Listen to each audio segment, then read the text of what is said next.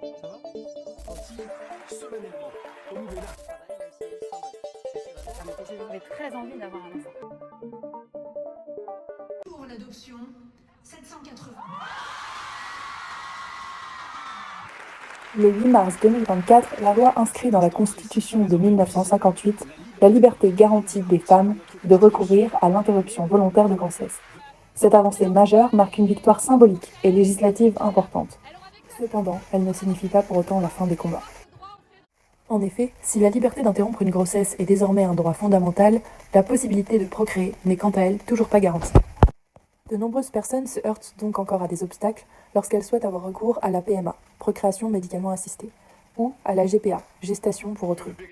C'est en juillet 1994, en France, que la loi Neyertz, adoptée sous la présidence de François Mitterrand, autorise la PMA, mais uniquement aux couples hétérosexuels mariés ou en concubinage depuis au moins 2 ans. Il faudra donc attendre 2021 pour que la loi bioéthique élargisse l'accès à la PMA aux femmes célibataires et aux couples lesbiens. Cependant, de ce fait, elle prive à l'inverse les hommes seuls ou en couple avec un homme, ainsi que les hommes transgenres qui ne peuvent pas bénéficier de la PMA, même s'ils sont toujours en capacité de mener une grossesse. Si la législation a évolué dans de nombreux pays européens ces dernières années, comme en France, où nous sommes maintenant le 11e pays de l'Union européenne à atteindre la PMA pour toutes les femmes, la PMA reste tout de même très inégalitaire en pratique. Alors, premièrement, nous vous avons présenté qu'est-ce que la PMA. Maintenant, nous allons voir qu'est-ce que la GPA. Pourquoi la GPA? La gestation pour autrui, c'est aussi ce que l'on appelle dans le langage courant les mères porteuses. C'est une technique qui permet à un couple ou à une personne seule de faire porter son enfant par quelqu'un d'autre. Dans ce cas, la fécondation des spermatozoïdes et de l'ovule des parents ou d'un donneur a lieu en laboratoire et l'embryon qui en résulte est implanté à une autre femme, la mère porteuse. C'est elle qui est enceinte et à l'accouchement, l'enfant est remis à ceux qu'on appelle les parents intentionnels. En France, cette technique est totalement interdite par la loi de bioéthique de 1994. Ceux qui ont les moyens vont parfois le faire à l'étranger. Par exemple, au Portugal, la GPA n'est accessible que dans certains cas d'infertilité féminine. Au Royaume-Uni, la mère porteuse ne doit pas être rémunérée. A l'inverse, en Inde, avant l'arrivée d'une réglementation stricte en 2012, tout le monde pouvait demander une GPA. Et maintenant, vous allez pouvoir écouter Patrick et Bruno, un couple de lesbiens ayant une fille issue d'une GPA. Je suis Patrick Sorin-Joly, j'ai 50 ans. Je suis marié à Bruno depuis une dizaine d'années et nous sommes tous les deux les heureux parents de 2 petites filles qui sont nées au Canada de 2 parcours de GPA différents. Qu'aujourd'hui, il y a eu une reconnaissance facile en termes administratifs. Ça n'a pas été compliqué, c'est évidemment de la paperasse. Il y a 2 choses à distinguer. Il y a à la fois la nationalité, Oui. l'obtention facile de papier d'identité. Ça, c'est en fait très simple. À partir du moment où un enfant naît à l'étranger avec au moins un des parents qui est français, cet enfant est français. Et ensuite, il y a la filiation. On parle du droit civil. Qu'est-ce qui va faire que mon mari et moi sommes reconnus comme les seuls parents? Ça va dépendre du droit local. Concernant le Canada, ça nécessite une procédure judiciaire, le recours à un avocat, donc c'est un petit peu onéreux. Mais pour reconnaître en France, la décision du juge canadien qui nous a reconnus nous comme les seuls parents des 2 filles. En fait, il faut beaucoup de monde pour faire des bébés, pour nous. Ouais. Pour notre première, on avait compté qu'il fallait 31 personnes en tout. Et pourquoi ce choix du Canada ?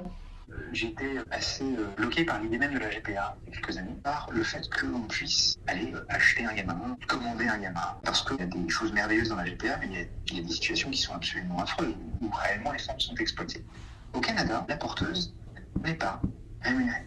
Et puis, une deuxième chose aussi qui change tout à la perspective, c'est elle qui vous choisit. Elle n'est pas prestataire de service, c'est une volonté totalement altruiste. La porteuse n'est pas la donneuse d'ovocytes. Comment vous voyez évoluer la GPA? Je pense que la GPA doit être examinée, devrait être considérée si elle est éthique, si une législation sur la GPA. Vous venez d'entendre le témoignage d'un couple homosexuel. À présent, nous vous proposons l'interview d'un député, le député de la Marne, Charles de Courson, qui est contre la GPA. Quel est le grand débat sur la GPA? La GPA, premièrement, elle est pour qui? Elle est pour des hommes qui ne veulent pas de femmes dans leur vie. Le grand argument contre la GPA, c'est la non-commercialisation du corps des femmes. La femme qui a porté l'enfant, c'est son enfant, c'est bien son matériel génétique à elle. Oui. Et on peut dissimuler tout ce qu'on veut. Je vous renvoie à aller sur les sites spécialisés sur la GPA. Vous allez voir les contrats que signent les femmes qui vont porter l'enfant. C'est ni plus ni moins qu'une vente d'enfants avec abandon à la naissance. Et bien entendu, il y a une rémunération. Alors on dissimule ça sous la forme de dons. Il avait lancé l'idée d'une GPA éthique. D'accord. C'est pas beau ça, la GPA éthique? Alors, c'est de dire que des femmes, mais vraiment par altruisme, de concevoir des enfants. Votre troisième question, c'est quand même ça le grand débat, la commercialisation du corps des femmes. Et puis, moi, je rajoute toujours les droits de l'enfant. C'est violer les droits de l'enfant. Faire le recours à une insémination artificielle sur une femme en contrepartie d'argent, enfin, moi, je m'y opposerai jusqu'à la fin de mes jours. Ça me paraît une dérive complète. Après avoir vu le point de vue juridique et médical sur le sujet de la GPA et de la PMA, nous allons à présent étudier le point de vue religieux. Donc, la stérilité dans les religions est vécue comme une malédiction ou un malheur. Ainsi, les créations médicalement assistées ont permis de lutter contre cela. Mais certaines religions sont contre et certaines religions sont favorables à certaines conditions. La religion catholique, elle bannit totalement la GPA, elle parle même d'un adultère biologique et sont contre la congélation d'ovocytes et de spermatozoïdes, qui en effet, ils considèrent que l'embryon a une âme et sa conception, alors que, contrairement au judaïsme, qui eux autorisent la congélation d'embryons, aussi la FIV, car ils considèrent que avant 40 jours, l'embryon est uniquement de l'eau et n'est rien d'autre. Donc dans l'islam, la chose la plus importante, c'est le lien de filiation. Donc c'est pour cela qu'il est interdit qu'il y ait des inséminations artificielles par un donneur ou une congélation de sperme ou un don d'ovocytes, mais aussi la GPA. Cependant, la FIV est autorisée car elle n'entache pas ce lien qui est extrêmement important. Les bouddhistes sont d'accord avec toutes ces procédures telles que la FIV ou la PMA ou l'insémination artificielle, mais restreignent cela uniquement aux couples mariés.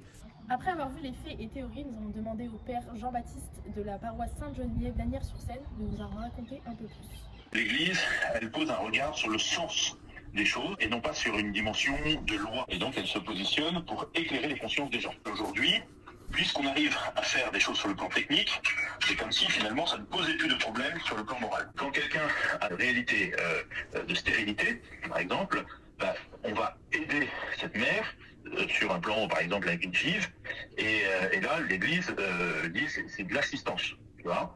Par contre, de dire on va prendre un embryon par-ci, du sperme par-là, pour le donner à une troisième femme qui ne fait pas partie du couple, là, pour le coup, c'est de la manipulation. Et donc là, elle vient à dire, ça pose un problème moral de filiation et de dimension spirituelle d'attachement à l'enfant.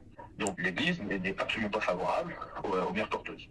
L'Église va toujours dire, attention, parce que ça amène à des dérives. Est-ce donc normal que Chloé se soit vue refuser le baptême puisqu'elle était issue d'une FIV? C'est doublement pas normal. D'abord parce que le seul empêchement, c'est le rapport à la foi. Si la loi en France refuse la GPA, elle encadre en revanche la PMA. Il existe 2 techniques aujourd'hui utilisées en France. La première méthode, la fécondation in vitro, est la plus courante et représente 63% des procédures de PMA. Une autre technique courante est l'insémination artificielle, représentant 37% des PMA en 2015. Elle consiste à injecter des spermatozoïdes dans l'utérus lors de l'ovulation. Cette fécondation se produit ensuite naturellement dans le corps de la femme. Le début de la FIV est marqué par la première expérience sur des lapins, réalisée par le chercheur américain Gregory Pincus en 1934. La naissance de Louise Brown en 1978 en Grande-Bretagne a marqué un tournant majeur dans l'histoire de la médecine reproductive, étant le premier bébé conçu par FIV. Cette petite fille est en effet le premier bébé au monde à avoir été conçu en dehors du corps de sa mère. C'est pourquoi on l'appelle le bébé éprouvette. En France, il faudra attendre seulement 1982 pour que la première naissance par FIV se fasse avec la naissance d'Amandine, sous la direction du docteur Jacques Testard et du docteur René Friedman. Ces événements historiques témoignent de l'évolution et des progrès constants réalisés dans le domaine de la FIV, offrant de nouvelles perspectives aux couples confrontés à des problèmes de fertilité. La première étape, c'est effectivement d'établir le fait qu'il y a stérilité. À partir du moment où il y a stérilité, peut commencer le protocole de la FIV. Et ce protocole débute par beaucoup d'examens pour faire en sorte que la FIV se passe très très bien. Donc on est extrêmement suivi par un médecin. On a énormément d'échographies pendant ce processus. Le moment où le cycle ovarien est le mieux, on va avoir des injections d'hormones pendant une quinzaine de jours. Donc ce sont des piqûres à faire tous les jours. Et à partir de ce moment-là, si tout se passe bien, le jour du prélèvement, ça se passe donc en clinique, où j'ai été en fait endormie, bien sûr, pour prélever les ovocytes. Ces ovocytes sont ensuite donc prélevés, mis dans une éprouvette. Et en parallèle sont prélevés les spermatozoïdes du papa. Et donc on va pouvoir mettre les spermatozoïdes et les ovules en même temps dans le tube éprouvette et on attend de savoir s'il y a fécondation. Donc la dernière étape, qui est une étape cruciale, c'est de savoir si par chance il y a des embryons qui se créent, combien ils vont se créer, et à partir de ce moment-là, le laboratoire va étudier les meilleurs embryons. On va devoir aller en clinique et mon médecin va réinjecter cet embryon. Les embryons, c'est 3 maximum, en tout cas il y a 25 ans quand j'ai débuté les fécondations in vitro, c'est 3 maximum et qui seront réimplantés dans mon utérus. J'ai dû recommencer plusieurs fois la FIV. Donc pour ma première fille, j'ai dû recommencer 4 fois et pour ma deuxième, 4 fois aussi. Alors pourquoi on recommence plusieurs fois? La première FIV, c'est un peu voir un peu comment je réagis par rapport aux piqûres d'hormones qui étaient injectées dans mon corps. La deuxième étape qui peut poser problème, c'est qu'une fois les embryons implantés dans l'utérus, il faut qu'ils puissent tenir. En mon cas, ça n'a pas tenu du premier coup, il a fallu que je retente plusieurs fois pour qu'enfin les embryons tiennent. Et ensuite, la dernière étape, c'est par exemple, le médecin m'a toujours mis 3 embryons, et sur 3 embryons, il n'y en a qu'un seul qui a survécu. Alors, ce qui a été compliqué, il faut savoir que quand même faire des piqûres tous les jours pendant à peu près, si je me souviens bien, à peu près 14 jours, pas très bien, ça c'est sûr, très fatigué, ça c'est une des choses.